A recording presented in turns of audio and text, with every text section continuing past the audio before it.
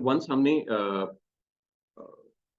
SEO वाला part जो है विजिबिलिटी को सामने रखते हुए एसईओ वाला पार्ट जो है वो कवर अप कर लिया, देन हमारे लिए जो मेजर विजिबिलिटी क्रिएट करने के लिए हमारी जो पॉइंट रह जाता है वो रह जाता है कि हमारी एड प्लेसमेंट जो है वो क्या है। अब एड प्लेसमेंट के लिए सबसे पहले तो अगर हम कैंपेनिंग की तरफ जाते हैं तो सबसे पहले तो हमें कुछ चीज़ें जो हैं वो straight down of the table करनी होंगी कि ताकि फिर वो आगे की हमारी जो सेशंस हैं और डिस्कशंस हैं वो इन लाइन रहें, इन फ्रीक्वेंसी रहें। कि हमारे पास अगर हम कैंपेन ऑब्जेक्टिव्स को जो कैंपेन हम एडवर्टाइजिंग कैंपेन जो है वो सेटअप कर रहे हैं, उनको अगर हम कंसिडर करें, तो अकॉर्डिंग आई मीन मैं उसको ना 4 सेगमेंट में जो है वो डिवाइड कर सकता हूँ, कि 4 तरह के मेजर ऑब्जेक्टिव्स होते हैं और उसके अगेंस्ट जो है वो हम मल्टीपल कॉम्बिनेशन ऑफ कैंपेन्स जो हैं वो डेवलप कर रहे होते हैं, ठीक है? सबसे पहला है हमारे पास रैंकिंग का, कि हमारा टारगेट जो है यहाँ पर रैंकिंग होती है, ऑब्जेक्टिव जो है वो रैंकिंग होती है। अच्छा, रैंकिंग में क्या चीज़ मैटर करती है, वो मैटर ये करती है कि मेरा मतलब मेरी लिस्ट पे ट्रैफ़िक या कन्वर्जन आए रेलेवेंट सर्च टर्म से जो मैं ऐसी सर्च टर्म से जो मेरी प्रोडक्ट से रेलेवेंट है, वहाँ से मुझे ट्रैफ़िक आए या कन्वर्जन आए। वो मेरे रैंक्स को बूस्ट करती हैं। अब वो चाहे वो कोई कीवर्ड हो, चाहे वो मेरा कोई कंपैटिटर हो जो मेरा एक रेलेवेंट एसिन बन जाता है।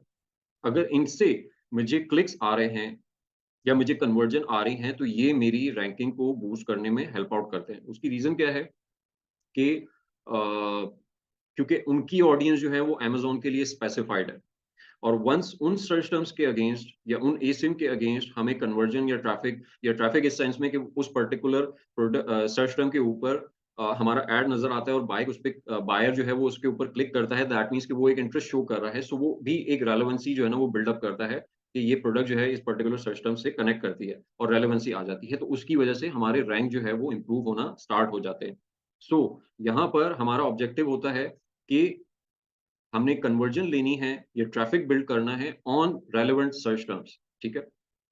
अच्छा, इसकी मैं एक एग्ज़ाम्पल आपको दिखाता हूँ। अभी रिसेंटली मैंने क्योंकि एक प्रोडक्ट जो था अ, ये पर्टिकुलर प्रोडक्ट है। अब ये प्रोडक्ट ऐसा है कि ये अबैंडन्ड प्रोडक्ट है क्लाइंट का और इसमें मसला ये था कि इसकी कैटेगरी का कुछ इश्यू था, जो 2 3-4 दफ़ा जो है वो इसकी लिस्टिंग जो है वो सस्पेंड हुई एंड देन उसके बाद इसकी कैटेगरी जो है वो रिमूव हो गई थी बैकएंड से। मल्टीपल केसेज़ ओपन किए, वो के इश्यू जो है वो साल भर के अराउंड जो है वो रिज़ॉल्व नहीं हो रहा था, ठीक है? और इसका बीएसआर नहीं था। अब कैटेगरी और बीएसआर नहीं था तो इसका प्रॉब्लम ये था कि ये ऑर्गेनिकली डिस्कवरेबल नहीं था।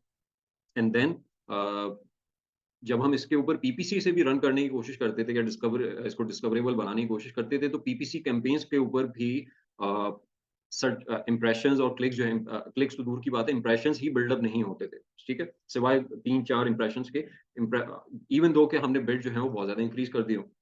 लेकिन अभी recently I mean last week जो है वो दोबारा एक दफ़ा केस ओपन करने के बाद आई मीन मेरा एक कज़न है, इत्तेफ़ाक से मुझे पता चला कि वो अमेज़न यूएस में काम करता है, तो मैंने वो थोड़ा-सा उससे हेल्प वगैरह लिया एंड आई फिगर आउट कि उसने मुझे थोड़ा-सा गाइड किया कि ये किस तरीके से हल हो सकता है, तो मैंने दोबारा केस ओपन किया एंड द इश्यू गॉट रिज़ॉल्व्ड और इसकी कैटेगरी आई मीन इस पर्टिकुलर प्रोडक्ट पे जो है वो इसकी कैटेगरी जो है वो असाइन हो गई और अब हमें प्रोडक्ट पर जो इसका पर्टिकुलर ब्राउज़ नोड है वो नज़र पहले यहाँ पर इसका ब्राउज़ नोड ही नहीं डिस्प्ले होता था, ठीक है? तो वो प्रॉब्लम जो है वो सॉल्व हो गया।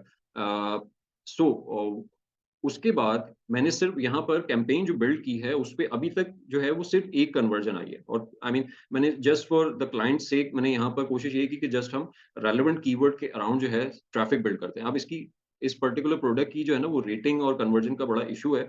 सो वो प्रॉब्लम कर रहा है उसकी बेसिस पे। लेकिन द पॉइंट इज़ कि सिर्फ़ रेलेवेंट कीवर्ड के ऊपर ट्रैफ़िक जनरेट करना और अगर हम इसकी सर्च टर्म्स चेक आउट करें थोड़ा-सा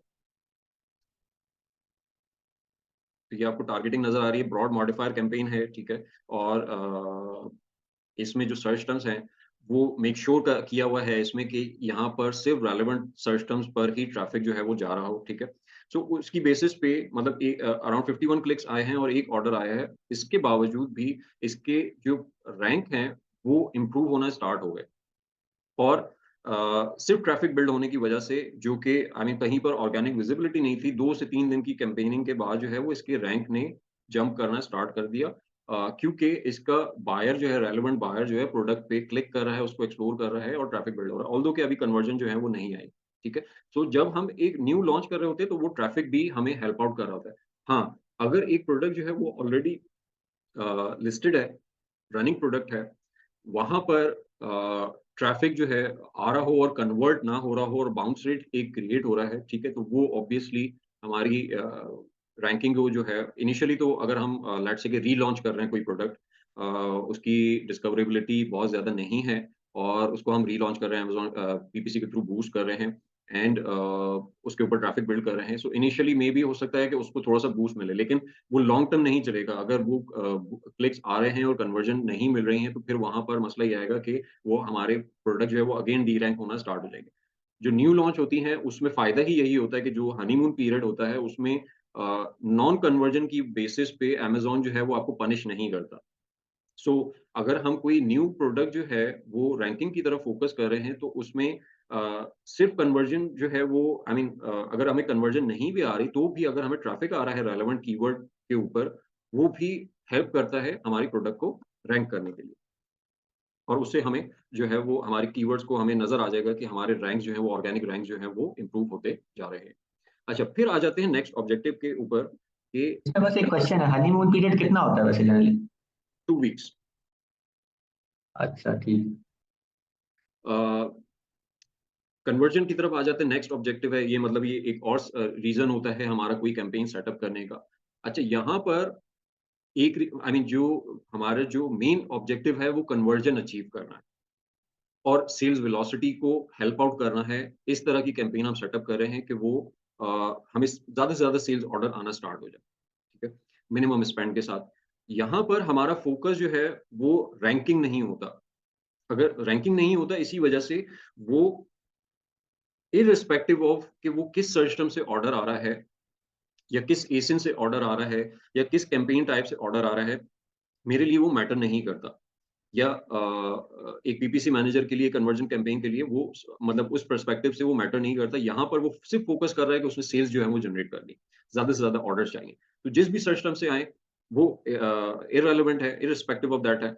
यहाँ पर हम ज़्यादा कन्वर्जन टारगेट करेंगे और हमारा ऑब्जेक्टिव और हमारी स्ट्रैटेजी भी इसी तरीके से फिर हम कैंपेन की स्ट्रक्चरिंग भी इसी तरीके से करेंगे कि हम अ, रैंकिंग को फ़ोकस नहीं कर रहे होंगे। हाँ, इसमें ये ज़रूर है कि उन कन्वर्जन की बेसिस पे हमारे रैंक्स को किसी कुछ ना कुछ बूस्ट ज़रूर मिल रहा होगा, ठीक है? लेकिन एज़ अ पीपीसी मैनेजर मेरा ऑब्जेक्टिव जो है वो उस पर्टिकुलर कैंपेन से रैंकिंग नहीं है। मेरा ऑब्जेक्टिव जो है उस पर्टिकुलर कैंपेन से लेट्स से एक सेट नंबर ऑफ ऑर्डर्स है, कि मुझे 10 ऑर्डर्स चाहिए इस पर्टिकुलर कैंपेन से डेली बेसिस पे, 20 ऑर्डर्स चाहिए इस पर्टिकुलर कैंपेन से या मैं एक सर्टेन नंबर ऑफ एक्वास जो है उस पर्टिकुलर कैंपेन से जो है वो टारगेट कर रहा हूँ कि मुझे 15% पे जो है वो इस पर्टिकुलर सर्च टर्म से जो है यानी इन कैंपेन से जो है वो मुझे 15% वाले एकॉस की कन्वर्जन्स चाहिए और मुझे 15% एकॉस जो है वो अचीव करना है, ठीक है? सो यहाँ पर सर्च टर्म के ऊपर फ़ोकस नहीं होगा।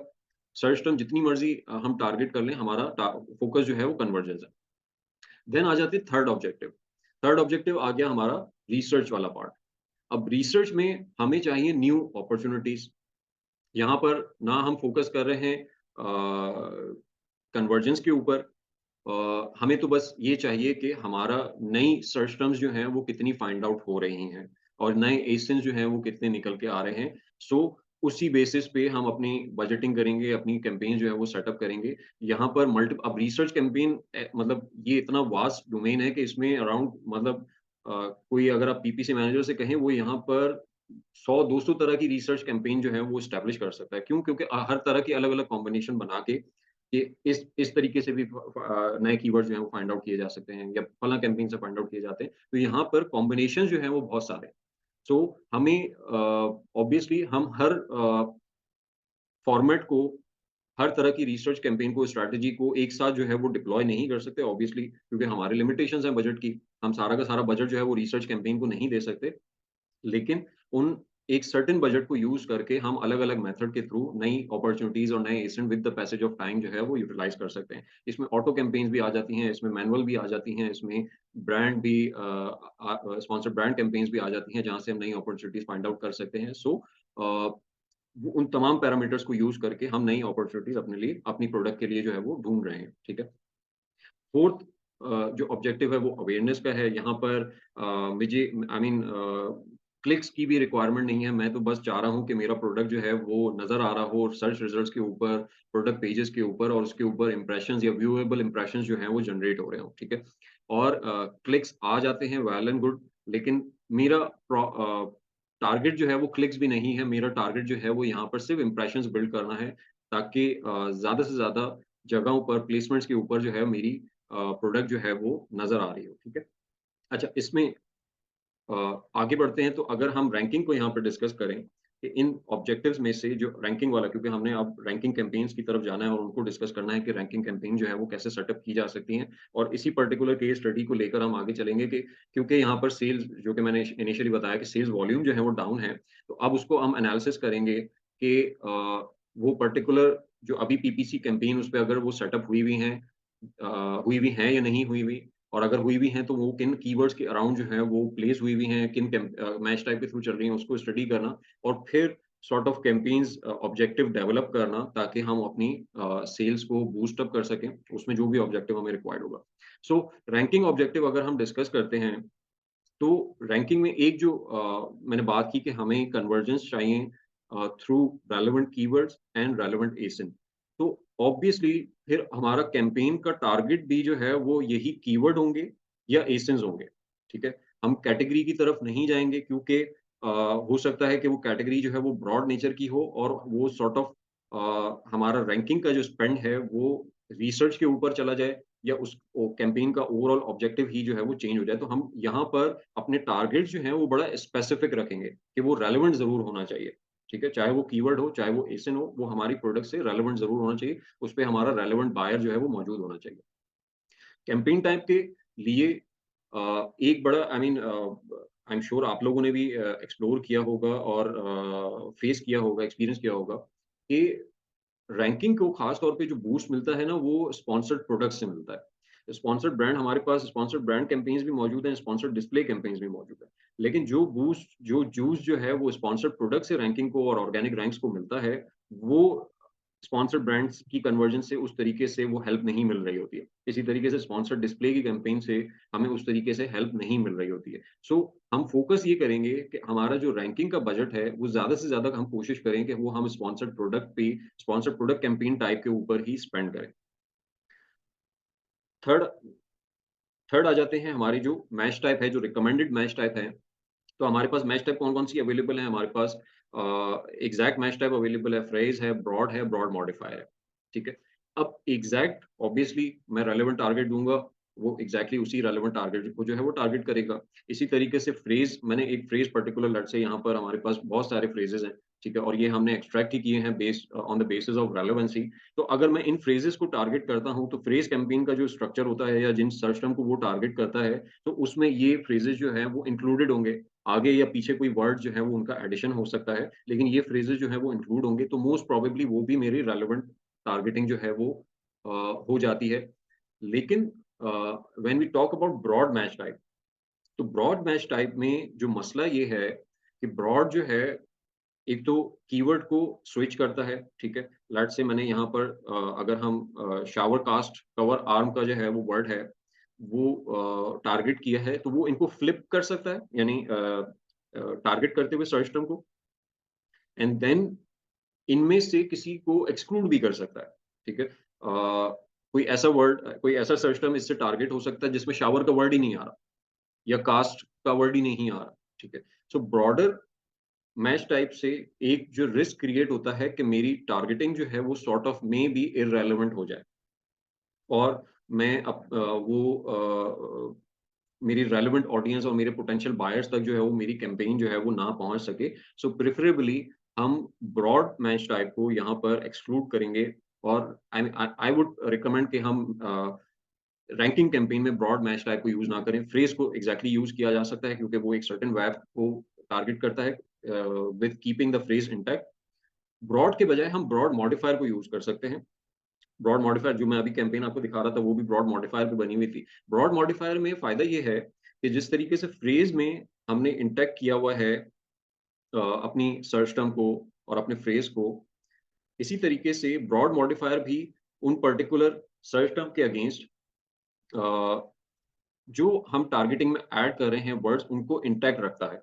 यानी वो उस पर्टिकुलर सर्च टर्म में इंक्लूडेड रहेंगे। अगर आप यहाँ पे एग्ज़ाम्पल देख लो कि यहाँ पर हमने कॉम्बिनेशन मतलब मैंने कॉम्बिनेशंस बना दिए हैं जो कि मेरे प्रोडक्ट से रेलेवेंट हैं, उनके कॉम्बिनेशंस बनाकर उनको ब्रॉड मॉडिफायर कैंपेन के तौर पे यहाँ पे रन किया हुआ है। सही है? तो उससे हो ये रहा है कि जो भी सर्च टर्म इस particular keyword I mean in particular targeting से टारगेट हो रही हैं, वो तमाम सर्च टर्म 90% तक जो हैं वो रेलेवेंट है।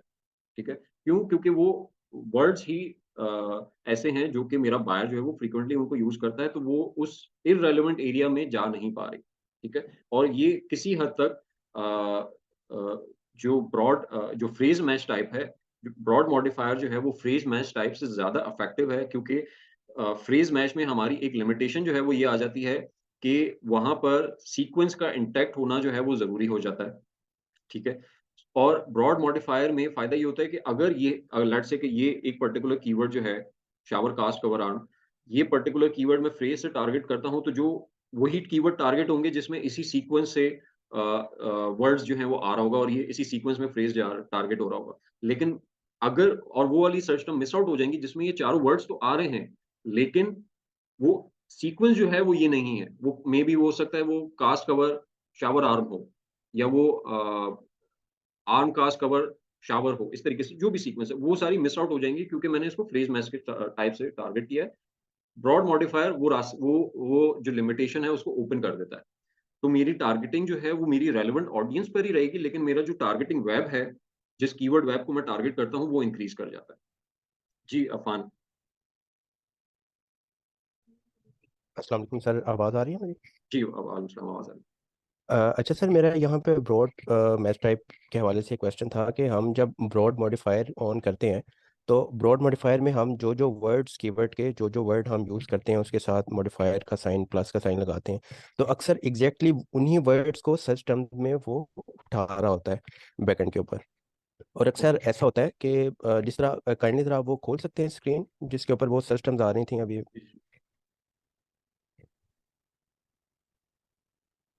आपको नज़र आ रही है?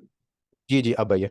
अ, अच्छा ये देखिए, जो सेकंड नंबर पर जो है ये बैक रैकर है, इसको इसी हुँ, तरह उसने कस्टमर सिस्टम में उसने पिक किया हुआ है। अब हुँ, यहाँ पर कई दफ़ा ऐसा भी होता है कि हमने यही वाला जो कीवर्ड है वो एग्जैक्ट में ऑन किया हुआ है। मेरे साथ कुछ इस तरह का सिनेरियो हो रहा है कि मैंने वो एग्जैक्ट में ऑन किया हुआ है और यहाँ पर नेगेटिव टारगेटिंग में उसको एग्जैक्ट वाले कीवर्ड को नेगेटिव टारगेटिंग करके इसको ब्रॉड मॉडिफायर के साथ लगाया, लेकिन एट द सेम टाइम वो इसको इसी तरह यहाँ पर टारगेट कर रहा है। तो क्या ये हमारा एग्जैक्ट और ब्रॉड आपस में वो compete नहीं करते इस सिचुएशन में? देखिए, अगर सेम प्लेसमेंट टारगेट हो रही है, अगर दोनों कैंपेन से प्लेसमेंट जो है वो ऐड जो है वो एक पर्टिकुलर सेम प्लेसमेंट की तरफ फ़ोकस हो रहा है, तो वहाँ पर कॉम्पिटिशन जो है वो क्रिएट हो सकता है। अब यहाँ पर एक आई मीन एक डिबेट या एक आर्गुमेंट जो है वो एस्टेब्लिश हो सकता है कि यहाँ पर एक स्कूल ऑफ थॉट ये है कि कम्पीट नहीं करती हैं आपस में कैंपेन। मेरा पर्सपेक्टिव दूसरा जो स्कूल ऑफ थॉट है उसके साथ है कि कम्पीट करती हैं और उसकी लॉजिकल आर्गुमेंट आई थिंक मैंने शायद पहले भी एक्सप्लेन किया है। सो अ, सो मैं इस पर्सपेक्टिव में हूँ कि हाँ, कम्पीट करती हैं। लेकिन मैं ये चीज़ रिकमेंड नहीं करूँगा यहाँ पर कि हम कीवर्ड को एक रेलेवेंट कीवर्ड को जो है वो नेगेटिव कर दें। उससे नेगेटिव करने से प्रॉब्लम ये होगा कि हम अमेज़न एल्गोरिथम को ये बता रहे हैं कि ये कीवर्ड जो है, पर्टिकुलर कीवर्ड जो है वो मेरे लिए रेलेवेंट नहीं है या इसके अराउंड जो है वो मैं नेगेटिव कर रहा हूँ तो ऑब्वियसली मैं इसको टारगेट नहीं करना चाह रहा हूँ, मैं ये इंप्रेशन दे रहा हूँ, ठीक है? What I will do is कि मैं कोशिश पहले ये करूँगा कि मैं इस बिड को अवॉइड कर दूँ, ठीक है? एक चीज़ ये हो जाए कि मैं बिड अपनी कम कर दूँ इस पर्टिकुलर सर्च टर्म से कि मेरी जो एग्ज़ैक्ट वाली सर्च टर्म है, वो टारगेट ना हो पाए, ठीक है? दूसरा ओके। ये है कि मैं यहाँ पर अगर exactly same search term target हो रही है, तो मैं मज़ीद फ़िल्टर्स ऐड कर सकता हूँ। मज़ीद फ़िल्टर से मेरी मुराद ये है कि मैं मज़ीद वर्ड ऐड कर सकता हूँ कि बैक प्लस क्रैकर और इसके साथ मैं एक तीसरा वर्ड ऐड कर दूँ। तो ये मेरा जो मेन कीवर्ड है या वो सेम सर्च टर्म है, वो अवॉइड हो जाती है। ठीक है? 2 तरीके। अगर इससे भी मेरा प्रॉब्लम सॉल्व नहीं होता, तो फिर ऑब्वियसली मेरे पास और कोई सॉल्यूशन नहीं रह जाता कि मैं उस पर्टिकुलर सर्च टर्म को जो है वो नेगेटिव करूँ। लेकिन नेगेटिव मेरा लास्ट रिज़ॉर्ट होना चाहिए। इनिशियली हम उसको कोशिश करें कि हम उसको बिड कम करके या अपनी टारगेटिंग जो है वो चेंज करके उससे उसको अचीव कर लें उस ऑब्जेक्टिव को, उस पर्टिकुलर कैंपेन को अवॉइड करने का। सर लेकिन ये तो कॉमन प्रैक्टिस नहीं है कि जो कीवर्ड हम एग्जैक्ट में टारगेट कर रहे होते हैं, जब उसी कीवर्ड को हम ब्रॉड मॉडिफायर में लगाते हैं तो उस कैंपेन में जाकर हम उसको नेगेटिव एग्जैक्ट कर देते हैं। तो इसका मतलब है कि ये प्रैक्टिस आप जो देखिए कह रहे हैं कि वो उसको गलत है फिर। हाँ, उसको डे वन से नहीं करना चाहिए। आई मीन नॉर्मली एक प्रैक्टिस ये भी की जाती है कि आपने कैंपेन में आपने बहुत सारे कीवर्ड जो हैं वो एग्जैक्ट में टारगेट किए हुए हैं और अब आप एक रिसर्च कैंपेन जो है वो बिल्ड कर रहे हो, ठीक है? अब रिसर्च ओके। कैंपेन बिल्ड कर रहे हो तो आपने वो तमाम कीवर्ड जो हैं वो नेगेटिव कर दिए। ओके। उससे प्रॉब्लम थोड़ा-सा ये होता है कि आप इनिशियली जो है ना वो अपनी कैंपेन को ये मैसेज दे रहे हो कि ये कीवर्ड जो है मेरी प्रोडक्ट से रेलेवेंट नहीं है, तो वो उसकी कैंपेन की आई मीन उसकी जो इंप्रेशन है ना आपको नज़र आएगा कि उसके डाउन रहते हैं। वो ग्रो नहीं कर पाती। तो थोड़ा-सा उसको एस्केलेट करने दें, देन फिर आहिस्ता-आहिस्ता जो है वो आप नेगेटिव की तरफ जा सकते हैं कि आप ट्रैफिक जो है वो उन पर्टिकुलर कीवर्ड से अवॉइड कर लें। लेकिन डे 1 से ये प्रैक्टिस करना आई थिंक वो एप्रोप्रिएट नहीं है, वो एक गलत मैसेज आता है। इसी तरीके से एक बहुत पहले प्रैक्टिस होती थी कि जब हम गिवअवेज़ प्रैक्टिस करते थे, तो गिवअवेज़ प्रैक्टिस करते हुए वो पीपीसी कैंपेन में वो करते क्या थे कि वो उन तमाम कीवर्ड्स पे जिन पे वो गिवअवेज़ के थ्रू रैंकिंग करते थे, तो वो पीपीसी में नेगेटिव करवा देते थे। तो उसकी वजह से उसका इम्पैक्ट जो है ना वो पीपीसी कैंपेन्स का वो खराब होता है। क्यों? क्योंकि आप अमेज़न को ये बता रहे हो कि ये पर्टिकुलर कीवर्ड जो है वो मेरी प्रोडक्ट से रेलेवेंट नहीं है। उसकी वजह से इंप्रेशंस डिस्टर्ब होते हैं, रेलेवेंसी डिस्टर्ब होती है और इवेंचुअली रैंक्स डिस्टर्ब होते हैं। तो सर इसका मतलब है कि जिन कीवर्ड्स के ऊपर हम पीपीसी रन कर रहे हैं उन्हीं कीवर्ड्स के ऊपर भी अगर हमें ज़रूरत है कोई एक दो वीवीआर लेने की, तो हम उन्हीं कीवर्ड्स को यूज़ कर सकते हैं वीवीआर के लिए, भले वो पीपीसी से आए या ऑर्गेनिक जो वहाँ पे हाँ, स्पॉट है बिल्कुल कर उसको क्लिक सकते हैं। करके आई आए। मीन कन्वर्जन जो है ना वो आपकी आई मीन जो आपकी रैंकिंग है वो ऑर्गेनिक ऑर्डर से सिर्फ़ आई मीन ऑर्गेनिक ऑर्डर पे डिपेंडेंट नहीं होती, वो ऑर्गेनिक प्लस पीपीसी दोनों ऑर्डर्स पे डिपेंडेंट होती है क्योंकि सर्च टर्म जो है वो सेम है। ओके, लास्ट में सर वापस उसी के ऊपर आता हूँ मैं कि अगर हम यहाँ पर चला रहे हैं एग्जैक्ट में और ब्रॉड में दोनों में, और इन केस वो एग्जैक्ट वाले कीवर्ड को ही एज इट इज़ वो यहाँ पर टारगेट कर रहा है, तो अगर वो compete करते हैं तो क्या वो प्लेसमेंट वाइज compete करेंगे या पेज वाइज compete करेंगे? नहीं, वो अगर तो प्लेसमेंट वाइज़ कम्पीट कर रहे हैं ना तो दैट मीन्स कि एट अ टाइम जो है वो प्लेसमेंट वाइज़ ही करेंगे। आई मीन क्योंकि ये हमें एक पता है कि अगर हम किसी सर्च रिज़ल्ट के ऊपर जाते हैं, तो यहाँ पर एक ही प्रोडक्ट के 2 ऐड जो है वो नज़र नहीं आएँगे। ये तो बड़ा सिंपल सा फैक्ट है, राइट? जी जी अब बिल्कुल। अगर 2 कैंपेन एक ही प्रोडक्ट को एडवर्टाइज़ कर रही हैं और एक ही पर्टिकुलर प्लेसमेंट पे एडवर्टाइज़ कर रही हैं, तो ये ऑब्वियस है कि उनमें से किसी एक को ही वहाँ पर प्लेसमेंट मिलेगी उस पर्टिकुलर टाइम पे। मतलब दोनों एक साथ जो है वो उस पर्टिकुलर प्लेसमेंट के ऊपर शो नहीं हो सकते। एट अ टाइम किसी एक को ही उस पर्टिकुलर इस प्लेसमेंट पे इंप्रेशंस मिल रहे होंगे या प्लेसमेंट वो ऑक्यूपाई की हुई होगी। सो अगर 2 कैंपेन एक प्लेसमेंट को टारगेट कर रही हैं और उसमें से अमेज़न जो है वो किसी एक को शो करेगा, तो ये तो कॉम्पिटिशन ही हुआ ना। आई मीन मेरी मेरी जो लॉजिक है कॉम्पिटिशन कहने बिल्कुल। की वो यही है कि वो जब 2 में से एक को सेलेक्ट कर रहा है तो वो कॉम्पिटिशन हुआ। लेकिन अगर लेट्स से कि वो पेजेज़ है मतलब एक कैंपेन जो है उसका फ़ोकस जो है वो अ टॉप ऑफ द सर्च की तरफ है। उसकी उसका कैंपेन सेटिंग जो है वो टॉप ऑफ द सर्च के ऊपर हुई हुई है। एक जो दूसरी आपकी कोई रिसर्च कैंपेन है जिससे वही सर्च टर्म जो है वो टारगेट हो रही है, लेकिन उसके इंप्रेशंस जो हैं या उसकी प्लेसमेंट जो है वो ज़्यादातर प्रोडक्ट पेजेज़ की तरफ जा रही है। तो यहाँ पर क्योंकि प्लेसमेंट डिफरेंट है, तो वो आपस में अफ़ेक्ट नहीं करेंगी और आपस में कम्पीट नहीं करेंगे। लेकिन जहाँ पर टॉप ऑफ द सर्च और रेस्ट ऑफ द सर्च हो जाए या top of the search versus top of the search हो जाए, तो वहाँ पर वो कम्पीट करेगी। ऑलराइट ऑलराइट, ठीक है, फिर थैंक यू। जी, तूबा। अस्सलाम वालेकुम। जी, वालेकुम सलाम। अच्छा सर, अभी जो ये बात हो रही थी ब्रॉड कैंपेन और compete करने की, तो उस हवाले से मेरे पास एक सजेशन है। हुँ, हुँ। अम, वो ये है कि अगर जैसे ये कह रहे हैं कि अफान कह रहे थे कि मॉडिफायर जो कैंपेन रन की है और उसमें अगर हम नेगेटिव करें या ना करें, और फिर प्रॉब्लम ये आता है कि अगर हम नेगेटिव करते हैं तो वो इम्पैक्ट जो आप कह रहे हैं अमेजोन को जाता है कि वो हमारे लिए कीवर्ड नहीं है, हमारे लिए रेलिवेंट नहीं है वो। तो उसका एक सोल्यूशन ये हो सकता है कि इफ अगर हम रिसर्च कैंपेन्स स्टार्ट करते हैं, न्यू कैंपेन्स हमने स्टार्ट किए, लॉन्च किया है, तो उसमें हमें बिड्स जो है ब्रॉड कैंपेन की ठीक रखनी होती हैं और फिक्स पे हम ज्यादा फोकस करते हैं। तो उसका एक सोल्यूशन जो मेरे जहन में आता है वो ये हो सकता है कि हम दो ब्रॉड कैंपेन्स रन करें। एक के अंदर वो जो एग्जैक्ट हमारा कीवर्ड है उसको हम नेगेटिव रखें। एग्जैक्ट के अंदर तो हमारा वो चल ही रहा है, ठीक है, फिक्स बिट्स के ऊपर। और दूसरी जो ब्रॉड कैंपेन है, या तो उसके अंदर हम उसको एक लो बिट के अंदर रन करें। उससे हमारे पास फायदा ये होगा कि एक तो हमारे पास डाउन ओनली के अंदर या लो बिड के ऊपर वो रन हो रहा होगा। दूसरा ये है कि हमारे पास वो दो दो यानी कॉम्पीट नहीं हो रहा होगा, एक तो चीज ये हो सकती है। दूसरा ये है कि हमारे पास जब रैंक हो जाए तो जो ब्रॉड कैंपेन्स हैं उसको हम डाउन ओनली के अंदर रन करते हैं और बिड्स को हम लो रखते हैं। उसका फायदा ये होता है कि जब हमारा जब अमेजोन का जो एल्गोरिथम है उसके अंदर डिफरेंट सेट ऑफ टाइम होते हैं, उसमें डाउन ओनली के ऊपर भी शो हो रहा होता है जब बिड्स लो होती हैं। तो उसमें जो है ना ये जो कीवर्ड्स होते हैं ये हमारे लिए एज अ लाइक एक गोल्डन तरह से प्रूव करते हैं। तो उसमें हमें बड़े लो बिड्स के ऊपर सेल्स आ जाती हैं और हमारे इंप्रेशंस भी दिख रहे होते हैं। तो हम डाउन ओनली के अंदर ब्रॉड कैंपेन्स को रन करें और फिर इसको हम कीवर्ड को यूज करें तो एक वो हमें फायदा दे सकता है। और अगर हम न्यू रिसर्च करते हैं तो उसमें हम नेगेटिव भी नहीं करना चाह रहे अपने कीवर्ड को, तो उसका हल एक मुझे जो समझ में आता है वो यही आता है कि एग्जैक्ट में तो हम रन कर ही रहे हैं, दो ब्रॉड कैंपेन चला लें, एक ब्रॉड कैंपेन के अंदर उसको नेगेटिव कर लें और एक ब्रॉड कैंपेन में उसको मॉडिफायर के साथ हम थोड़े से लो बिट के अंदर चलाएं। लाइक अगर हमारा सजेस्टेड बिट 1.50 वो दे रहा है तो हम उसको 0.50 या 0.40 सेंट्स के अंदर हम रन कर सकते हैं। तो उसका फायदा ये होगा कि जब लो बिड्स वाला टाइम होगा उसमें मॉडिफायर वाली कैंपेन के थ्रू भी वो रन हो सकता है। तो ये एक सजेशन है और एक जहन में एक आइडिया आया है। आई डोंट नो रेलिवेंट ज्यादा है कि नहीं है, बट नहीं, मैं इसमें सोचा ये। एक्चुअली इसमें डिपेंड करता है ना कि हमारी कैंपेन का ऑब्जेक्टिव क्या है। हम जी क्योंकि सर। हम यहाँ पे बात कर रहे हैं रैंकिंग के लिए, ठीक है। हम कन्वर्जन्स की बात नहीं कर रहे हैं, हमारा यानी ऑब्जेक्टिव जो है वो कन्वर्जन नहीं है, हमारा ऑब्जेक्टिव जो है वो रैंकिंग है। तो और रैंकिंग के लिए मेरा फोकस या किसी भी पीपीसी मैनेजर का फोकस जो है वो ऑब्वियसली ये होगा कि वो कन्वर्जन्स ले सके, ठीक है। राइट। और अगर हम रिसर्च कैंपेन की तरफ चले जाते हैं तो वो, और डाउन ओनली की तरफ चले जाते हैं तो वो हमारा सॉर्ट ऑफ कैंपेन का जो ऑब्जेक्टिव है ना वो चेंज हो जाता है।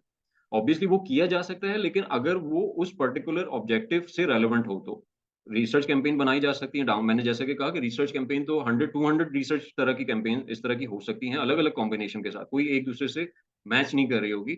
आप 200-300 तरह के रिसर्च कॉम्बिनेशन बना सकते हैं कैंपेन्स के। तो वो एक अलग डिस्कशन है या वो एक अलग ऑब्जेक्टिव है। जब रैंकिंग वाला पार्ट है तो वहाँ पर मेरा फ़ोकस जो है वो अपने ऐड जो है वो पीक आवर्स में भी शो करना होगा, ताकि मेरे पर्टिकुलर कीवर्ड्स के ऊपर कन्वर्जन आए और उसकी वजह से मेरे जो है वो रैंक इम्प्रूव हो। तो वहाँ पर वो रिसर्च कैंपेन और डायनामिक डाउन ओनली बिट के साथ वो मेरा फ़ोकस जो है ना वो शिफ्ट हो जाता है कि मैं लो एकोस बेस्ड कन्वर्जन की तरफ जो है वो मेरा फ़ोकस जो है वो ट्रांसफर हो जाएगा, वो फिर रैंकिंग कैंपेन नहीं रहेगी। नहीं सर, वो तो है। हम एक तो हाई बिट्स के ऊपर रैंकिंग के लिए अपनी एग्जैक्ट मैच भी चला रहे हैं, फ्रेस मैच भी चला रहे हैं। हुँ, लेकिन ब्रॉड में जैसे आपने कहा ना कि हम ब्रॉड कैंपेन चलाते हैं तो बाजूकात वो बहुत ज्यादा आउट हो जाता है और वो रेलिवेंट कीवर्ड्स नहीं होते। हुँ, और ब्रॉड के अंदर हमें चाहिए भी है कि हमें मतलब मैक्सिमम हमें विजिबिलिटी ऑल्दो मिल जाती है उसमें।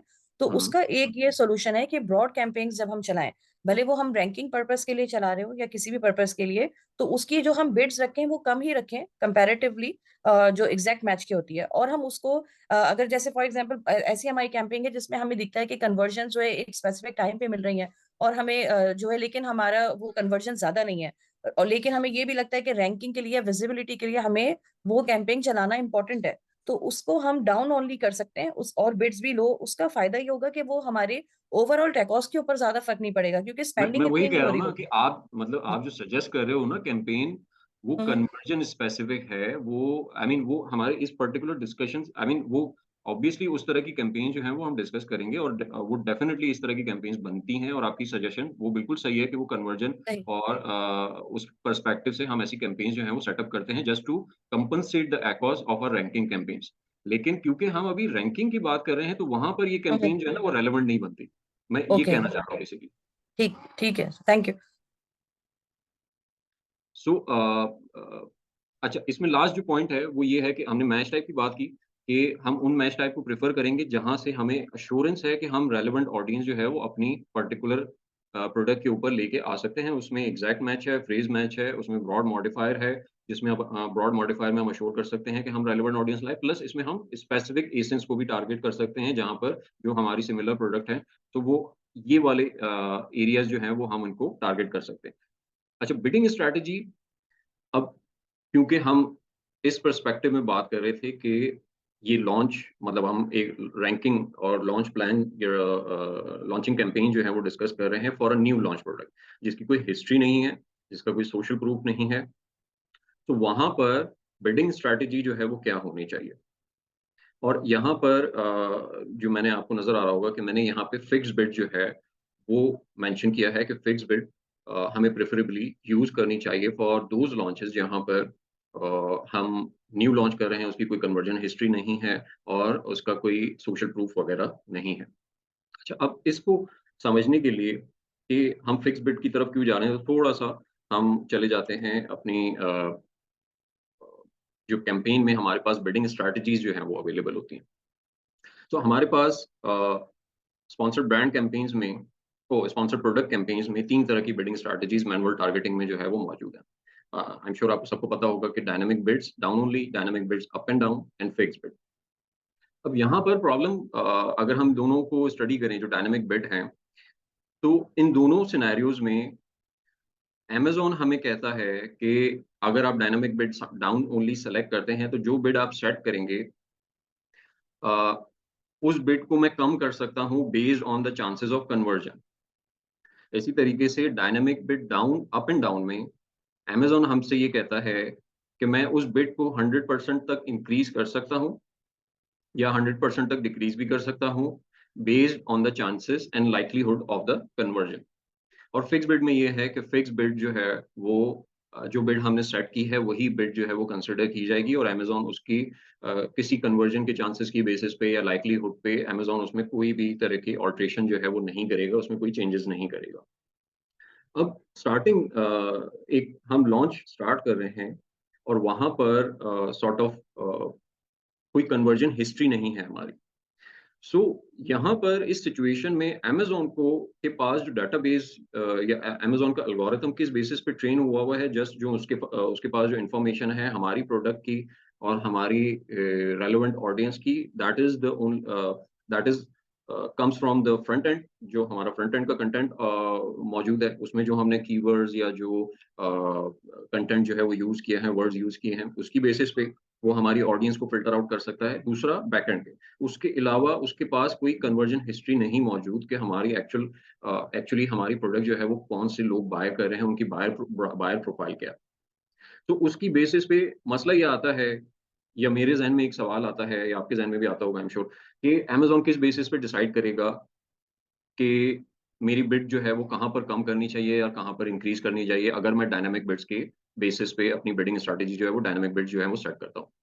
सो यहाँ पर लॉजिकली अ, एक फ़ील ये होता है कि हमें फिक्स बिड के साथ जाना चाहिए। क्यों? क्योंकि हमें अमेज़न से इस लॉन्चिंग पॉइंट पे हमारे पास अमेज़न से ज़्यादा रिसर्च जो है वो मौजूद है। हमें अपने कीवर्ड्स का डाटा हमारे पास अवेलेबल है कि किन कीवर्ड्स पे हमारी पोटेंशियल ऑडियंस मौजूद है। इसी तरीके से किन एसिन्स के ऊपर हमारी पोटेंशियल ऑडियंस मौजूद है, हमारे बायर का प्रोफाइल क्या है। सो उसकी इन्फॉर्मेशन इस पॉइंट ऑफ टाइम में अमेज़न से ज़्यादा हमें है और बिड्स का अ, क्या बिड्स जो हैं वो बेहतर हो सकती हैं, कितनी बिड करनी चाहिए, किन कीवर्ड्स के ऊपर, कहाँ पे इंक्रीज़ करनी चाहिए, कहाँ पे डिक्रीज़ करनी चाहिए। इस पॉइंट ऑफ टाइम में ये डिसीजन जो है वो एक मैनेजर, पीपीसी मैनेजर, एक एडवर्टाइज़र जो है वो ज़्यादा बेहतर तौर पे ले सकता है बजाए इसके कि वो अमेज़न के, क्योंकि अभी कोई हिस्ट्री अमेज़न के पास मौजूद नहीं है।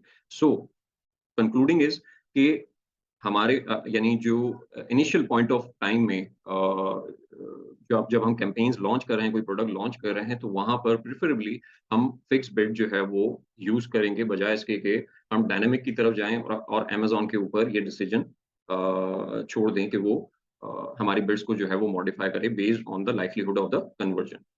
यहाँ तक किसी का कोई सवाल है?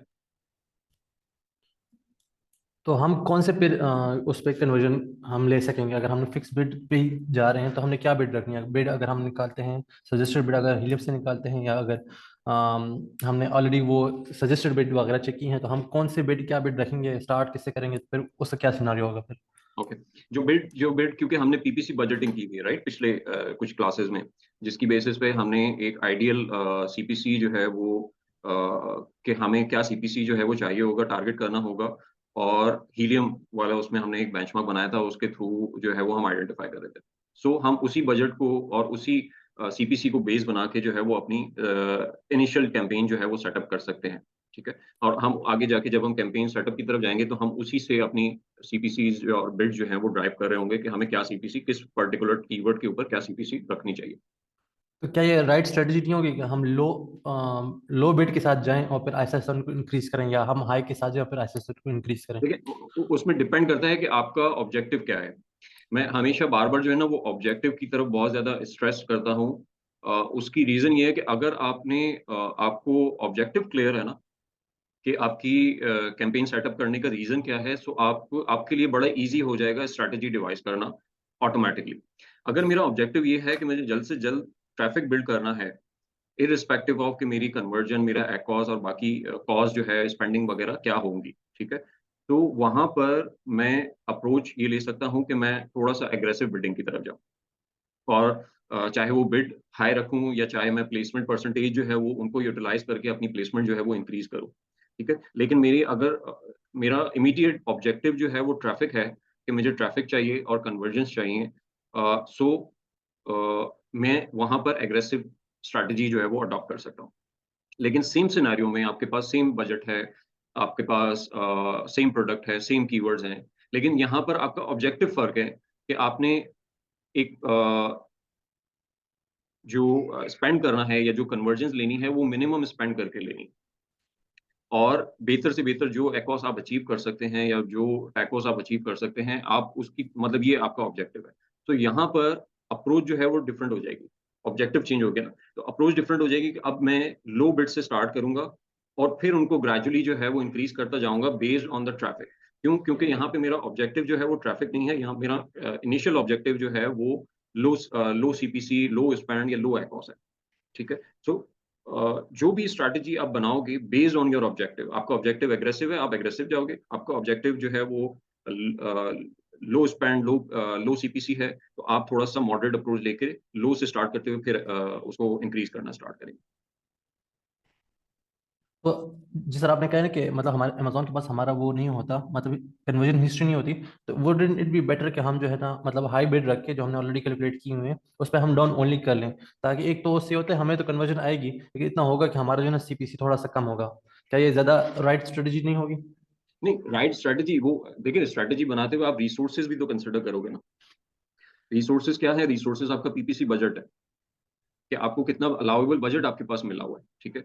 अब लेट्स से आपके पास लिमिटेड बजट है और आप इस स्ट्रैटेजी के साथ चले जाते हैं कि मैं एग्रेसिव होकर अपने मेन कीवर्ड को जो है वो हाई बिड से स्टार्ट करता हूँ। अब लेट्स से आपका सारा का सारा बजट जो है वो या 80-90% बजट जो है वो मेन कीवर्ड पे ही स्पेंड हो गया। सो आपके पास वो ऑप्शन ही नहीं बचा कि आप दूसरे कीवर्ड्स को एक्सप्लोर कर पाते या दूसरी कोई कैंपेन सेटअप कर पाते। क्यों? क्योंकि आपने सारा का सारा without considering your available resources आपने एक स्ट्रैटेजी डेवलप कर ली। सो द पॉइंट इज कि हम कोई जनरलाइज रूल ऑफ थंब नहीं बना सकते। हमें जो वेरिएबल्स हैं, वेरिएबल्स क्या हैं कि हमारी जो अवेलेबल स्पेंड क्या है, हम किस नीश में हैं, ठीक है? ये सारे वेरिएबल्स जो हैं वो हमें कंसिडर करने होते हैं बिफोर डेवलपिंग अ स्ट्रैटेजी। अब इन वेरिएबल्स को सामने देखते हुए अगर आपको ये रूम मिलता है कि आप एग्रेसिव जा सकते हो और साथ-साथ और कैंपेन्स भी सेटअप कर सकते हो, मोस्ट वेलकम। आपका टारगेट जो है और जो आपका ऑब्जेक्टिव है आपकी रिसोर्सेज उसके साथ अलाइन्ड है, आप वो स्ट्रैटेजी डेवलप कर सकते हैं।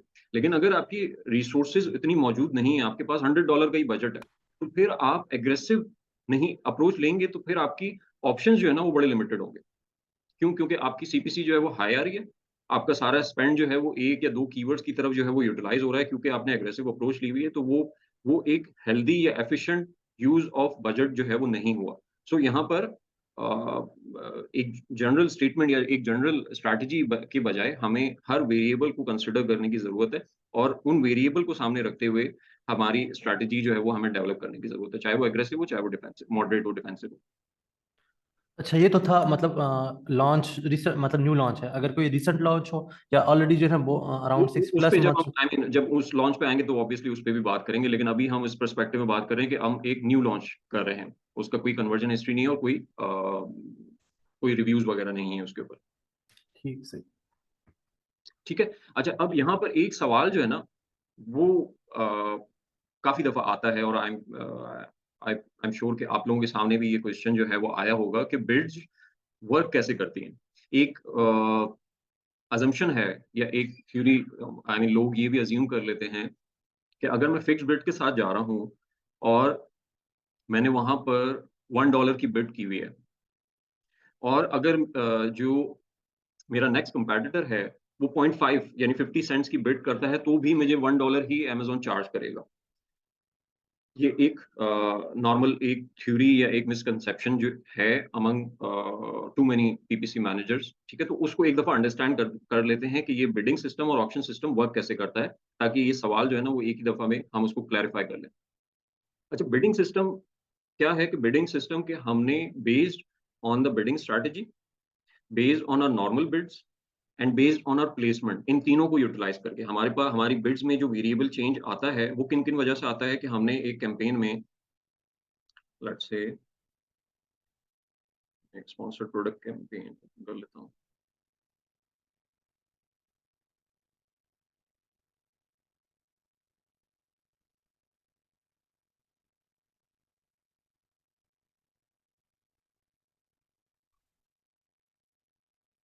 अच्छा, एक कैंपेन में जो वेरिएबल हैं, जो हमारी सीपीसी को, कॉस्ट पर क्लिक को चेंज कर सकते हैं या उसमें रोल प्ले कर सकते हैं, वो सबसे पहला तो हमारी बिड है कि हमने एक इंडिविजुअल टारगेट के अगेंस्ट बिड क्या सेट की है, ठीक है? एक तो ये वेरिएबल हो गया। दूसरा वेरिएबल हो गया कि हमने प्लेसमेंट्स क्या सेट की हुई हैं। ये परसेंटेजेस भी हमारी सीपीसी पे अफेक्ट करेंगी उसकी चेंज उसके इंक्रीज़ में। एंड देन थर्ड इज़ कि हमारी बिडिंग स्ट्रैटेजी क्या है और किस बेसिस पे जो है वो हम कैंपेन्स किस बिडिंग स्ट्रैटेजी के साथ जा रहे हैं, तो ये भी एक रोल प्ले करती हैं हमारी एक बिड प्रोवाइड करने में कि हम अमेज़न को क्या बता रहे हैं कि हमारी अलाउएबल बिड क्या है, ठीक है? So using these 3 variables bids, placements and bidding strategy, हम अमेज़न को एक रेंज अलाउ करते हैं कि हमारी बिड जो है वो यहाँ से यहाँ तक हो सकती है, ठीक है? और उसकी बेसिस पे हमें इम्प्रेशंस या क्लिक्स जो प्लेसमेंट्स हैं, हमारे एड्स जो विज़िबल होते हैं, वो उस बिडिंग सिस्टम की वजह से होते हैं। अच्छा, बिड चली गई हमारी ऑक्शन सिस्टम में, ठीक है? अब ऑक्शन में क्या है? ऑक्शन में बेसिकली जो रूल अप्लाई करता है अमेज़न, वो करता है सेकंड प्राइस ऑक्शन रूल। अब सेकंड प्राइस ऑक्शन रूल क्या है?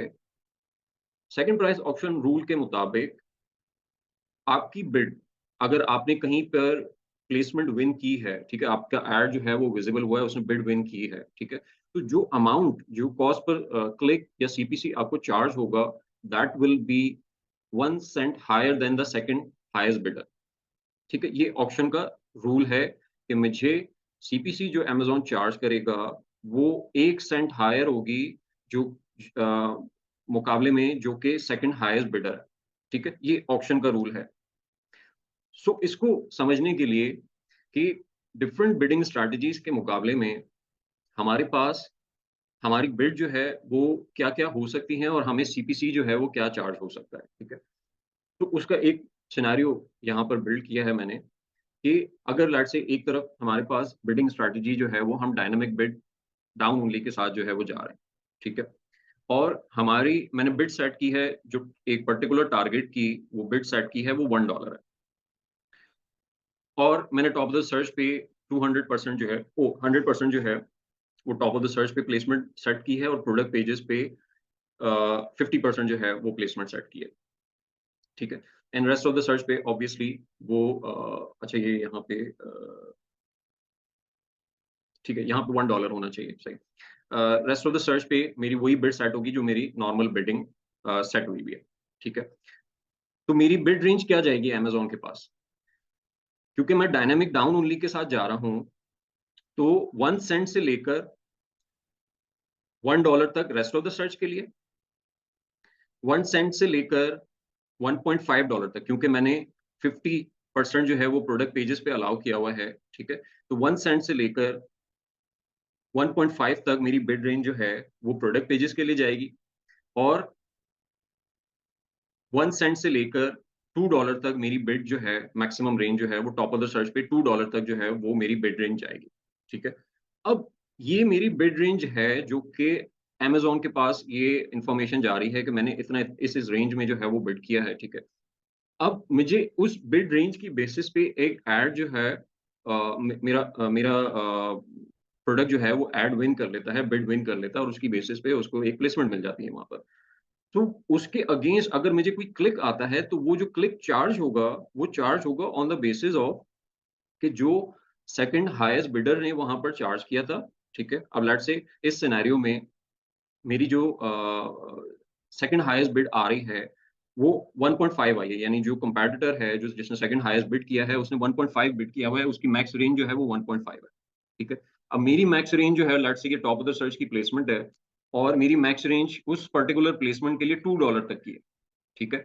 अब $2 मुझे अमेज़न चार्ज नहीं करेगा, मुझे चार्ज करेगा 1.5 1.51 क्यों? क्योंकि जो सेकंड हाईएस्ट बिडर था उसकी बिड जो थी वो 1.5 थी। इसी तरीके से अगर सेकंड हाईएस्ट बिड जो है वो 2.5 हो जाए, ठीक है।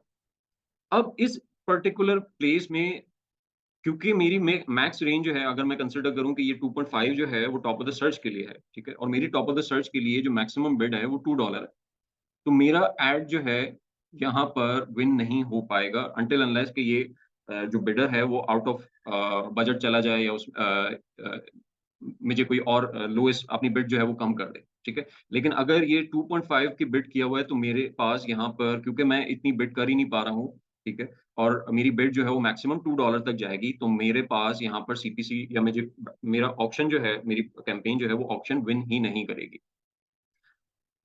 अप एंड डाउन में आ जाते हैं, तो अप एंड डाउन में क्योंकि फ़र्क ये होता है कि अप एंड डाउन में एक तो सबसे पहले हम बिडिंग स्ट्रैटेजी की वजह से अलाउ कर रहे हैं अमेज़न को कि मेरी जो नॉर्मल एक टारगेट बिड सेट हुई है उसको 100% से इंक्रीज़ कर दो ऑन एवरी प्लेसमेंट। तो वो एप्लीकेबल हो जाता है टॉप ऑफ द सर्च पे भी, प्रोडक्ट पेजेस पे भी, रेस्ट ऑफ द सर्च पे भी, ठीक है।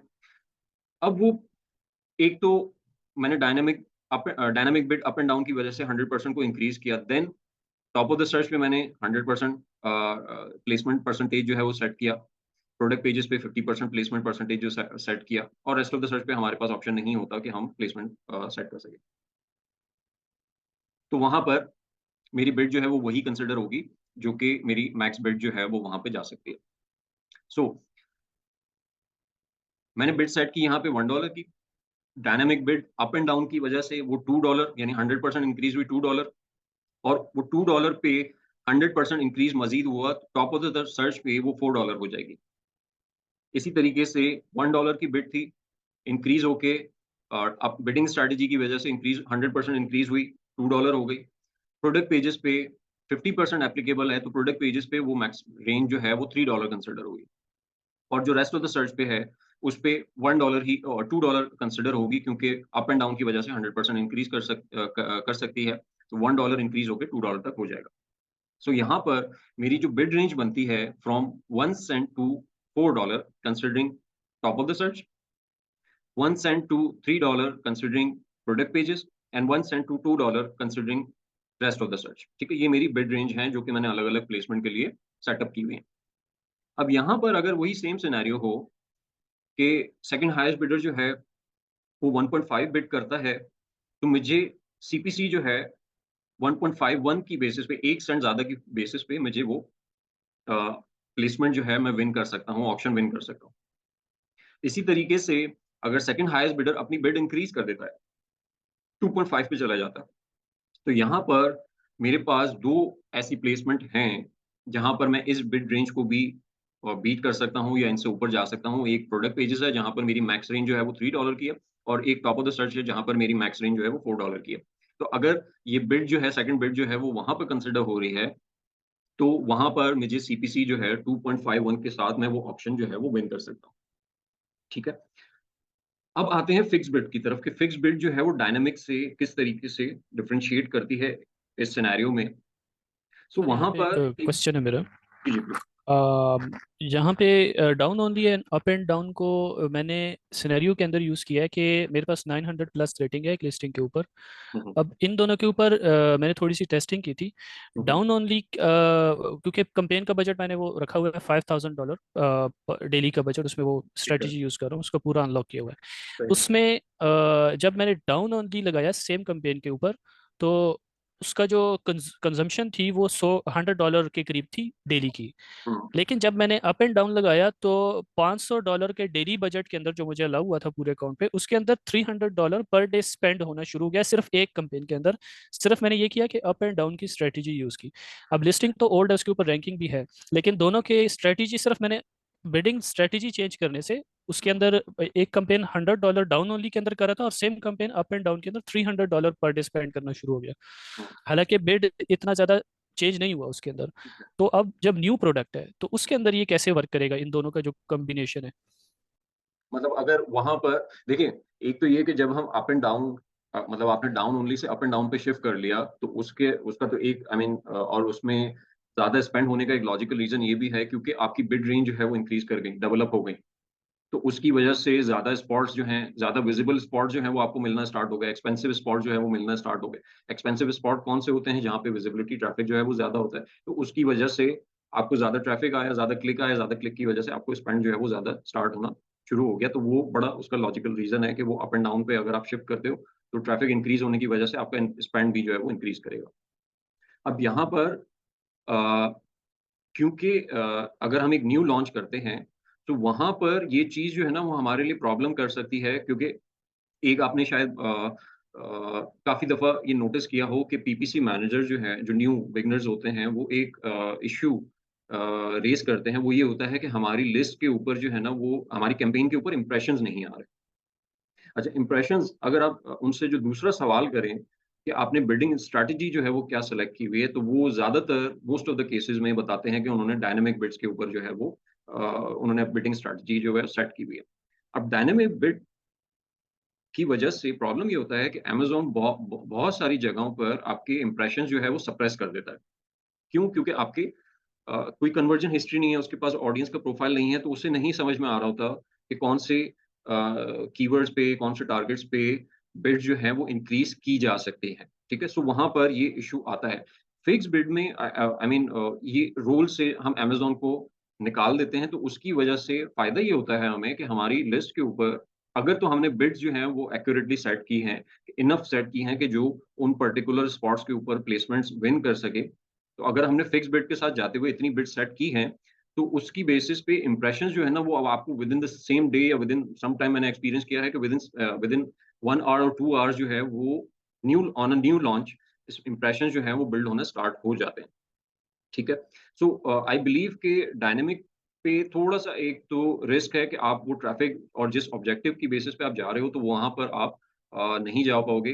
अ, ये चीज़ जो है ना वो वहाँ पर एक न्यू लॉन्च में प्रॉब्लम करेगी क्योंकि हिस्ट्री ना होने की वजह से।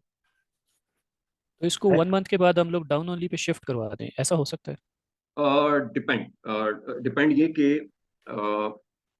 देखिए, मैं मोस्टली आई मीन मैं अगर मैं पर्सनल अपना ओपिनियन दूं तो मैं फिक्स बिट का बहुत बड़ा फैन हूँ। ठीक है? लेकिन कंसिडरिंग के डायनेमिक ऑब्वियसली डायनेमिक बिट्स को हम कहाँ पर यूटिलाइज कर सकते हैं, वो यूटिलाइजेशन उसके कुछ स्पेसिफिक केसेस हैं कि कहाँ पर डायनेमिक बिट को यूज किया जा सकता है। वो एक तो ये हो सकता है कि मैं अपनी कन्वर्जन या रिसर्च कैंपेन्स जो हैं वहां पर डायनेमिक बिट जो है, खासतौर पे डाउन ओनली, वो यूटिलाइज कर सकता हूँ डाउन ओनली को कि अगर लेट्स से मैं एक ऑटो कैंपेन सेटअप कर रहा हूँ या मैंने एक कैंपेन सेटअप की है जो कि ब्रॉड कैंपेन है, उसमें मैं एक्सप्लोर कर रहा हूँ नए नए टारगेट्स को और थोड़ा सा मैं ब्रॉड जा रहा हूँ, रूम दे रहा हूँ अपनी कैंपेन्स को। ठीक है? सो वहां पर मैं अमेजोन को अलाउ कर रहा हूँ कि भाई आप जो है कन्वर्जन की बेसिस पे मेरी बिल्ड्स में जो है वो वेरिएशन करो। ठीक है? चेंजेस करो। ठीक है? मैंने अमेजोन को उन कैंपेन्स पे अलाउ कर दिया। इसी तरीके से अप एंड डाउन जो है वो मैं उस पर्सपेक्टिव में यूज़ कर सकता हूँ कि जहाँ पर मेरे लिए स्पॉट जो है ना बड़ा कीमती है। मतलब एक पर्टिकुलर प्लेसमेंट है, let's say top of the search है, किसी इंडिविजुअल कीवर्ड के ऊपर या किसी एसिन के ऊपर या कोई भी टारगेट हो मेरा, लेकिन वहाँ पर मेरा एक पर्टिकुलर स्पॉट जो है वो मेरे लिए बड़ा क्रूशियल है, मेरी कैंपेन्स के लिए, मेरी ओवरऑल रैंकिंग के लिए। तो वहाँ पर मैं कॉम्प्रोमाइज़ नहीं कर सकता कि मेरा ऐड जो है वो वहाँ से नीचे आ जाए because of the low bid या मैंने अपनी बिड जो है वो ऑप्टिमाइज़ की हुई है। या किसी कॉम्पिटिटर ने जो है वो बिड जो है वो उस पर्टिकुलर प्लेसमेंट पे इंक्रीज़ कर दिया है। ठीक है? तो इस सिनेरियो में मेरे लिए जो वायबल सॉल्यूशन बनता है, क्योंकि मैं बार-बार जाके अगर मैंने फिक्स बिड पे गया, मैंने अपनी कैंपेन सेटअप की हुई है या डाउन ओनली पे सेटअप की हुई है, तो मैं बार-बार इतना फ्रीक्वेंटली तो जाके मॉनिटर नहीं करूँगा कि मेरा ऐड जो है वो वहाँ पे शो हो रहा है, नहीं हो रहा। और मैं बार-बार जाके अपनी प्लेसमेंट या बिड्स को जो है वो अल्टर करूँ। तो इस सिनेरियो में जहाँ पे मेरा स्पॉट इम्पोर्टेंट है, मैं डायनामिक अप एंड डाउन को यूज़ करूँगा ताकि अगर मेरा कंपैटिटर बिड्स इंक्रीज़ भी करता है, तो मेरे पास मेरी कैंपेन के पास इनफ रूम हो कि वो अपनी मैक्स रेंज जो है वो इंक्रीज़ कर दे। मीन्स कि आपका जो इम्पोर्टेंट कीवर्ड है या इम्पोर्टेंट कैंपेन्स है उनके अंदर सारी बात कंट्रोल की है कि आप जितना कंट्रोल कर सके उनको करना है। एग्ज़ैक्टली।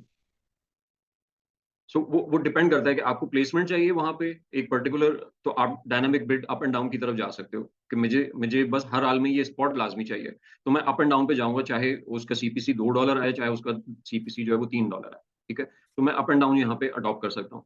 लेकिन अगर वहां पे मुझे सिर्फ प्लेसमेंट एक पर्टिकुलर सीपीसी के ऊपर ही चाहिए, तो मेरे लिए फिर ऑप्शन बनता है कि मैं फिक्स बिड के साथ जाऊं, डाउन ओनली के साथ भी नहीं जाऊं, क्योंकि डाउन ओनली पे अगर मेरा बाउंस रेट जो है या कन्वर्जन रेट जो है वो लो हो गया वहां पर, सो हो सकता है कि अमेजोन जो है वो उसको डाउन कर दे। So depending on the objective हम अपनी बिडिंग स्ट्रैटेजी जो है वो चेंज कर सकते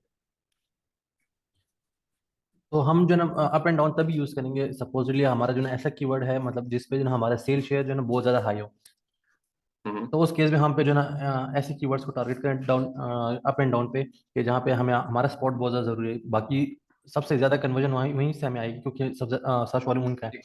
इसको मैं केस स्टडी की बेसिस पे आपको, क्योंकि मैं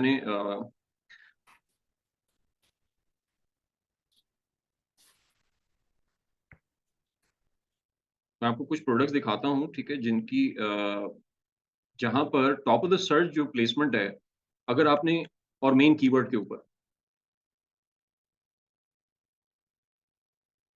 अब ये अब ये एक प्रोडक्ट है पुष्पेंस, ठीक है। यहाँ पर जो मेजर चंक है, ठीक है, वो एक तो अमेजोन खुद बैठा है यहाँ पर, ठीक है, और स्पॉन्सर्ड रैंक से पहले बैठा हुआ, उसकी फीचर्ड ऑफर आ रही है, ठीक है। अमेजोन चॉइस बैच भी है उसके पास। इसके अलावा एक जो पर्टिकुलर सेलर है, ये कॉम्पिटिटर, ठीक है, इसका भी बहुत पुरानी हिस्ट्री है, ऑलमोस्ट कोई 15,000 रिव्यूज हैं, ठीक है। अब इस पर्टिकुलर प्रोडक्ट को मैनेज करते हुए यहाँ पर जब भी हम अपना sponsored rank top of the search पे लूज करते थे, ठीक है, अब उसके रीजन कुछ भी हो सकते हैं। उसका रीजन ये हो सकता है कि हमने बिड कम कर दी, उसका रीजन ये हो सकता है कि कंपैटिटर्स जो हैं जो वहाँ पे टॉप ऑफ द सर्च पे प्लेस कर रहे हैं, उन्होंने अपनी बिड जो है वो इंक्रीज कर दी, तो मैं अब मेरी प्रोडक्ट जो है या मेरी कैंपेन जो है वो बिड ऑप्शन जो है वो विन ही नहीं कर पा रही है, ठीक है, क्योंकि उसका उसका उसकी बिड जो है वो लिमिटेड थी। तो जिस भी रीजन की वजह से अगर यहाँ से जब भी मेरा एड जो है वो रिमूव हो जाता था या वो रेस्ट ऑफ द सर्च की तरफ शिफ्ट हो जाता था, उसकी वजह से होता क्या था कि ओवरऑल सेल जो है वो डाउन हो जाती, और उसका इफेक्ट जो है वो इवेंचुअली ऑर्गेनिक रैंकिंग पे पड़ना जो है वो स्टार्ट हो जाता था। क्यों? क्योंकि ऑब्वियसली जो मेजर सेल्स है वो इसी कीवर्ड से जनरेट हो रही हैं, ठीक है। और यहाँ पर अगर आप सेल जो है वो इस कीवर्ड के ऊपर कॉम्प्रोमाइज कर लेते हो, तो मेजर आपका जो मार्केट शेयर है वो आप लूज कर जाते हो, या वो अपॉर्चुनिटी जो है वो लूज कर जाते हो, ठीक है। इसी तरीके से ये पर्टिकुलर प्रोडक्ट भी, अगर हम इसकी बात करें, तो यहाँ पर भी सेम सिनेरियो है, क्योंकि यहाँ पर भी अगर आप मतलब हम इसका ब्रांड एनालिटिक्स में जाके इन प्रोडक्ट्स का जो टॉप के 3 प्रोडक्ट्स हैं उनका कन्वर्जन शेयर्स देखें, ठीक है, या आप प्रोडक्ट अपॉर्चुनिटी एक्सप्लोरर में इसको एक्सप्लोर कर सकते हो कि वहां पर जो टॉप 5 प्रोडक्ट्स हैं उनके पास कितना शेयर है, ठीक है। सो अगर वो 50% से ज्यादा है, सो दैट मीन्स कि उनकी कीवर्ड की प्लेसमेंट जो है ना वो बड़ी इंपॉर्टेंट है, और उनके ऊपर अगर हम कॉम्प्रोमाइज करेंगे टॉप ऑफ द सर्च के ऊपर, दैट मीन्स कि हमारी अच्छा, यहाँ पर हमारे पास, अब यहाँ पे देखें, ये इस पर्टिकुलर निश का बता रहा है कि टॉप 5 ब्रांड के पास जो क्लिक शेयर है वो लास्ट 90 डेज में 68% है, और 360 डेज में 74% तक शेयर जो है वो टॉप 5 प्रोडक्ट के पास है। और इसमें अगर मैं कीवर्ड्स की जाके बात करूं कि अगर मुझे कीवर्ड इसी पर्टिकुलर निश से रिलेटेड जो है, मैं जाता हूँ ब्रांड एनालिटिक्स पे, और यहाँ से मैं अमेजोन सर्च में जाता हूँ और इस पर्टिकुलर कीवर्ड का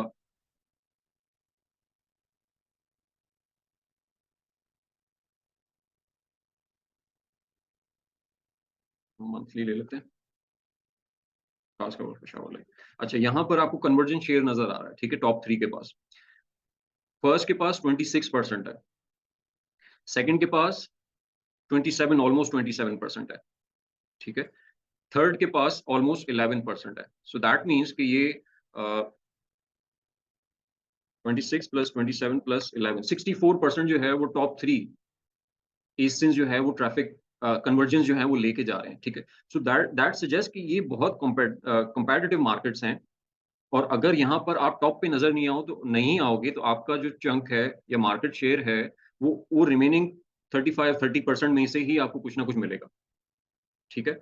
सो इन सिचुएशंस में हमारे लिए उस पर्टिकुलर पोजीशन को, टॉप ऑफ द सर्च को ग्रैब करना जो है वो बड़ा इंपॉर्टेंट हो जाता है। और क्योंकि हम फ्रीक्वेंटली जो है वो बिड इंक्रीज नहीं कर सकते, ठीक है। ऑब्वियसली हम डेली बेसिस आई मीन हम 24 घंटे तो किसी कैंपेन के सामने नहीं बैठे होंगे ना। सो हम फ्रीक्वेंटली चेंज नहीं कर सकते।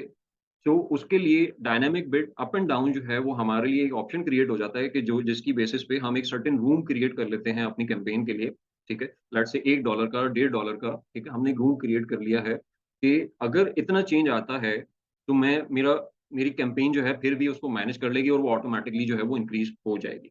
सो जहाँ पर सिनेरियो ये है कि टॉप ऑफ द सर्च बड़ा क्रूशल है, मार्केट शेयर जो है वो मेजर वहीं पर है, उसके लिए dynamic bid up and down जो है बहुत रेलेवेंट बिडिंग स्ट्रैटेजी बनती है और इफेक्टिव बिडिंग स्ट्रैटेजी जो है वो बनती है। अच्छा, मेरे पास एक सवाल आया था कि in dynamic bidding strategies there is a term likelihood, can you please elaborate this term? जी, हमारे पास ये जो बिडिंग स्ट्रैटेजी में जो लाइक्लीहुड का वर्ड है ना, बेसिकली ये है कि अमेज़न को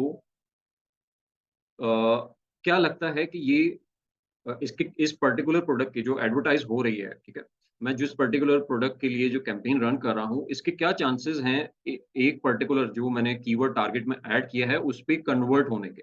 likelihood is the chances of conversion, ठीक है। सो वो उस लाइक्लीहुड या उस चांसेस की बेसिस पे मेरी बिड जो है वो इंक्रीज कर सकता है, डिक्रीज कर सकता है। अगर अमेज़न को लगता होगा कि कन्वर्ट हो सकता है, वो बिड इंक्रीज कर देगा, अगर अप एंड डाउन सेलेक्ट की हुई है तो। और अगर डाउन ओनली सेलेक्ट की हुई है तो वो और अमेज़न को लगता है कि हाँ कन्वर्ट हो सकता है, तो वो बिड नॉर्मल रेंज पे रखेगा जो बिड मैंने सेट की हुई है। लेकिन अगर उसे लगता है अमेज़न को कि ये बिड जो है नहीं, ये कन्वर्ट नहीं होगा इस पर्टिकुलर टारगेट के ऊपर, तो वो उन बिड्स को जो है वो लोअर डाउन कर सकता है। अप एंड डाउन में अगर उसको लगता है तो वो इंक्रीज भी कर सकता है, सही। लेकिन फिक्स बिड में उसके पास इस तरह का कोई ऑप्शन या रोल जो है वो हम अमेज़न को नहीं दे रहे, तो वो अवॉइड हो जाता है। वहाँ पर अमेज़न उसकी बेसिस पे कोई चेंजेस जो है वो नहीं करेगा।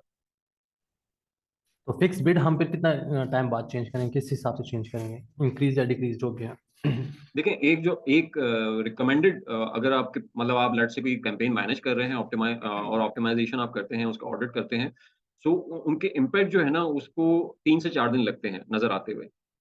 क्योंकि अगर आप लेट्स से कोई बिडिंग स्ट्रैटेजी चेंज कर रहे हैं, इवन अगर आप कोई नई कैंपेन सेटअप कर रहे हैं और उसके अलावा आप अपनी ऑफर में कुछ चेंजेस कर रहे हैं, लेट्स से आपने प्राइस चेंजेस किए हैं, सो उसका इम्पैक्ट भी जो है ना वो आपको एक्चुअली 3 दिन तक नज़र आता है, यानी 3 दिन के बाद उसका इम्पैक्ट, एक्चुअल इम्पैक्ट जो है वो नज़र आता है।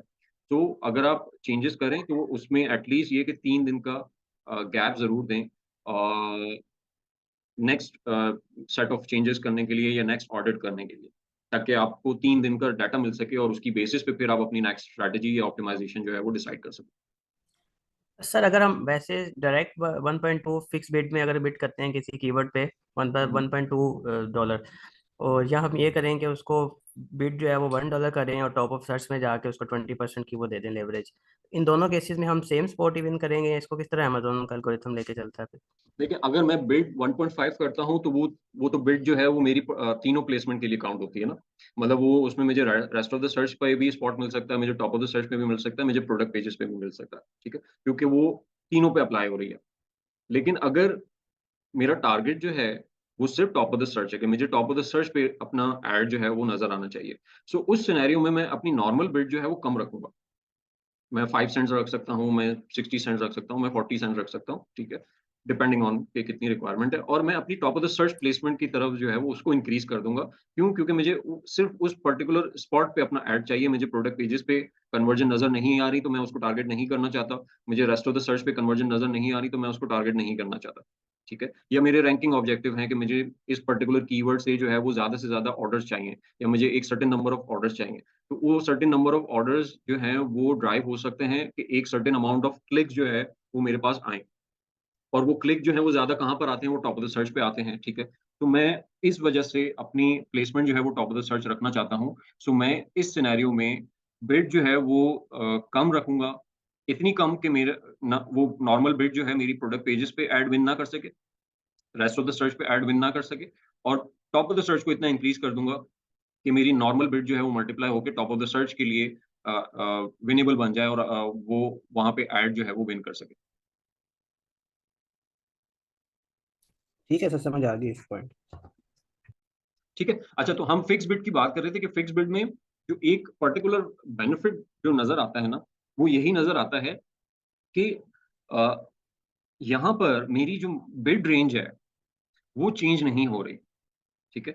अमेज़न के पास जो डायनामिक बिड में जो अलाउ हो रहा था कि वो 1 सेंट तक भी मेरी बिड जो है वो डिक्रीज़ कर सकता है, अगर वो डायनामिक बिड्स में है। तो फिक्स बिड में वो अलाउ नहीं होता, तो मेरी बिड जो है वो स्टैंड करती है अपनी जगह पर।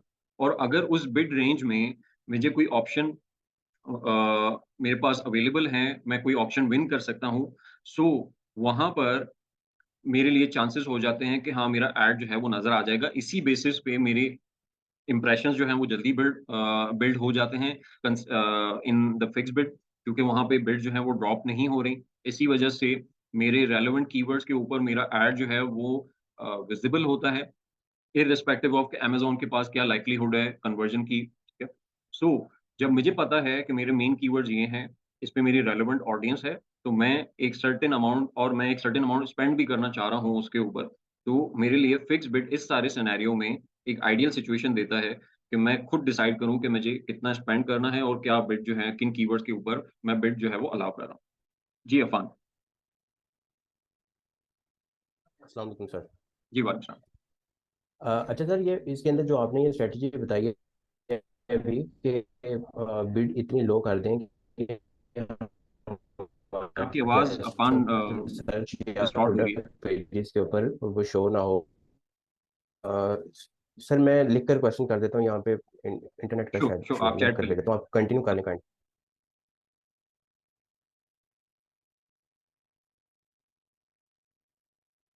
ठीक है। अच्छा, अब हमारे पास मतलब ये बिडिंग स्ट्रैटेजीज़ जो हैं वो हमने देख ली, ऑक्शन सिस्टम कैसे वर्क करता है वो हमने डिस्कस कर लिया, ठीक है। सो अब हमारे पास एक क्लैरिटी आ गई है कि हमारी बिड जो है वो किस तरीके से वर्क करेगी। इसी तरीके से अगर लेट्स से फिक्स्ड बिड जो है, यहाँ पर भी वही ऑक्शन सिस्टम जो है वो उसी तरीके से अप्लाई होता है कि बिड तो मैंने $1 कर दी, ठीक है? लेकिन यहाँ पर भी वही सेम रूल जो सेकंड हाईएस्ट बिडर वाला जो रूल अप्लाई होता है, ठीक है?